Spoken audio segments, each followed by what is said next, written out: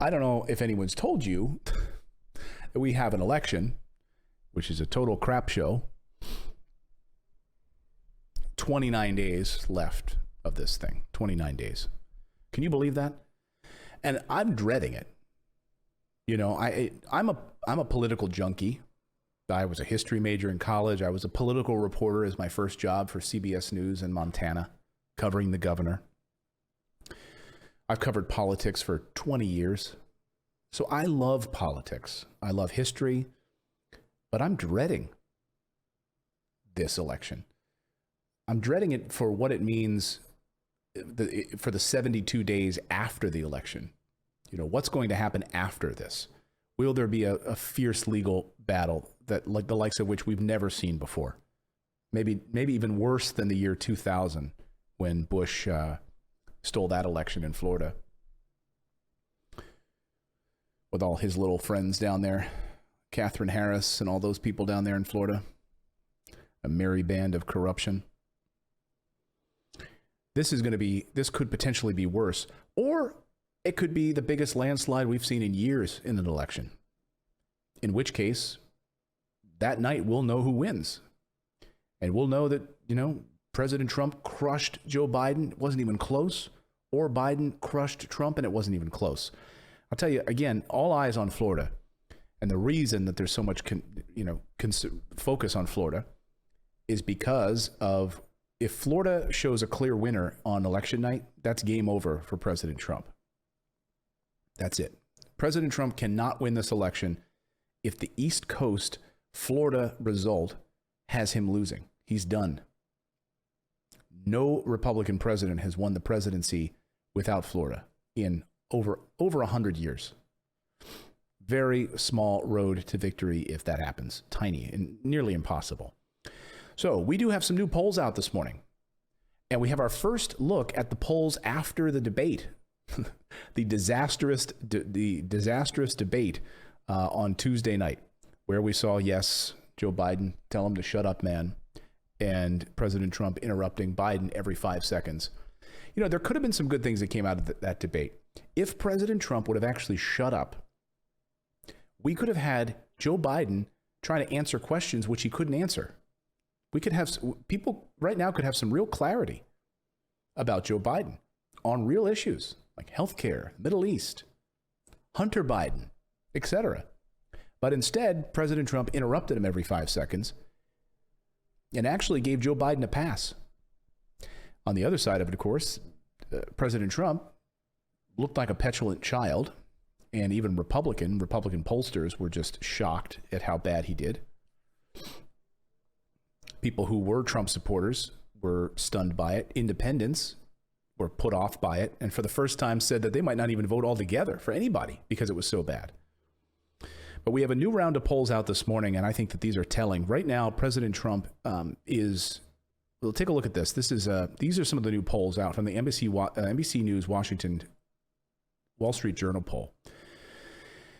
And I think the most telling thing in all of this is that all of the attacks over the night, on the debate night, calling him a socialist, Sleepy Joe, that he's a radical lefty, actually moved the needle in the wrong direction for President Trump. Look at this. So the latest numbers have Joe Biden up 53% to 39%. Now, a huge jump. Look at the drop for President Trump after the debate, 43 down to 39%. Biden up from 51 to 53%. That is a 14-point lead right now for Vice President Biden in these new polls. Now, you could look at these and say, well, that's it. Or you could look at these and say, this is a moment in time. And these pollsters asked people right after the debate on Tuesday, within 24 hours. So they were still having this visceral reaction to how terrible it was, like all of us were. Maybe these numbers will moderate in the next few days as we get closer to the election and further away from that first debate. It's hard to say. Or you could look at this and say, wow, all of those attacks against Joe Biden, calling him a socialist, and these are specific questions in these poll questions, by the way, about these attacks on him being a socialist, a radical lefty, which no one believes. Any intelligent person who's read a book knows that Joe Biden is not a radical lefty. He's not a socialist. He's a corporate politician. He's more centrist than anybody. He's more of like a Clinton centrist. Voting for wars, wants to extend our footprint in the Middle East, couldn't give a clear answer on the Green New Deal. Healthcare, a weaker position than even his former boss, President Obama, on healthcare.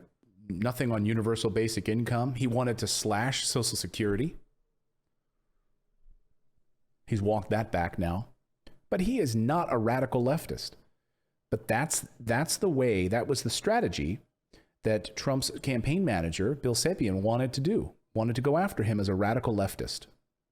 Thought that would, really strike those suburban moms in the heart. Oh, he's pro-choice? He cares about the environment? He wants to raise my taxes? He wants health care for everyone? No way. Well, it turns out that line of attack actually had the opposite effect. And it actually is working against the Trump campaign. So front page stories this morning about how the Trump campaign is looking for a reset on their strategy. 29 days left. They're thinking of a new strategy right now. That's not good news.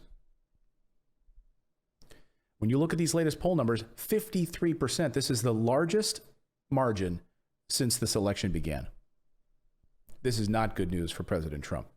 But imagine, I said this in a tweet this morning, I said, imagine actually if Joe Biden was a radical leftist. And by the way, I love this idea that it's so radical for people. Like, it's so radical to have health care. It's so radical to care about the environment. Hey, is it really radical that I could go to the tap water in my kitchen and get a drink of water that's clean, that's not filled with methane gas because of this jackass down the street fracking, drilling into the ground and causing my family's farm to be useless because of all of the chemicals that have come out from your little fracking operation down the street? That's radical. It's radical to think that people should have a social safety net in our country, like so many other countries around the world that don't have the problems we have. Denmark, Norway, Canada, Portugal,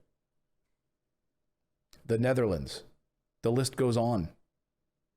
So they look at America like, what in the world is wrong with you guys? It's because we're such a baby nation still, led by a baby right now in diapers, a giant orange baby. It's so radical to think that people who have a pre-existing condition shouldn't have to worry about going to get medicine, going to see a doctor, getting insurance coverage, that their family won't go bankrupt or have to file for bankruptcy because of medical bills. That's so radical. You're a radical lefty.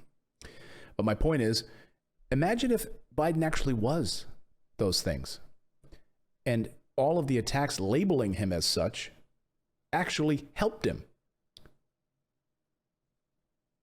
Trump's on stage saying, yeah, this guy wants health care for everybody. Can you believe that? Oh, really? Well, 67% of Americans support that. So I don't know that that's such a good attack line, Mr. President. It's not true.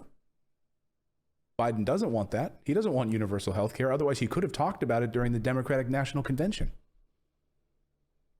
You know who does want it? Howie Hawkins, who's a Green Party candidate. He wants it.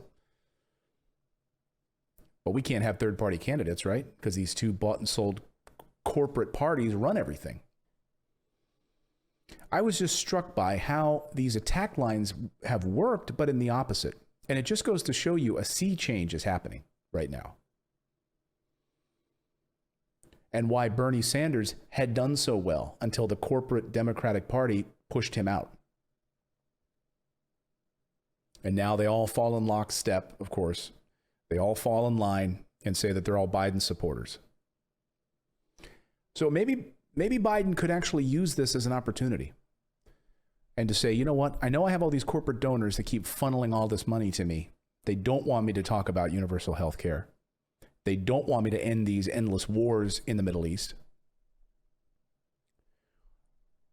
They don't want me to talk about the types of green projects that would actually work instead of all of these billionaire green energy guys who are nearly as bad as the people that are asking for deregulation of, fossil fuels. It's all big part of this one machine. So maybe Biden could have a come to Jesus moment and say, hey, you know what?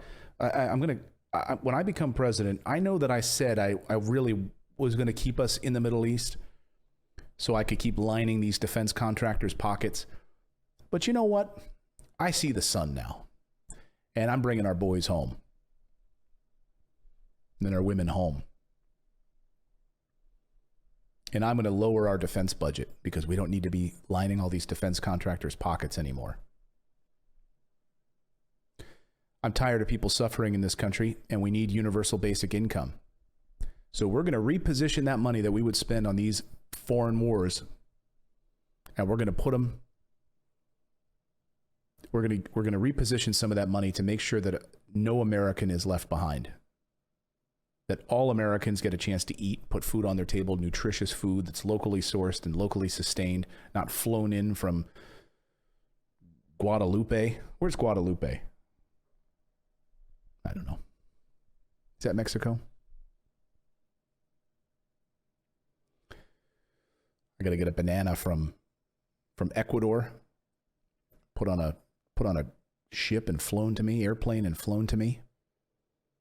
Why don't I eat the fruit that's locally sourced right here?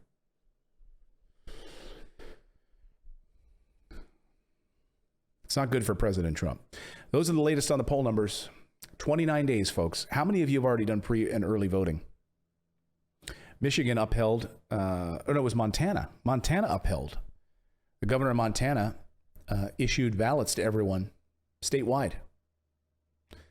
And guess what? The court upheld it, saying, yeah, you could do that because it was a time of crisis and people should have the safety to know that they can vote from the comfort of their own home and not have to go to some polling place.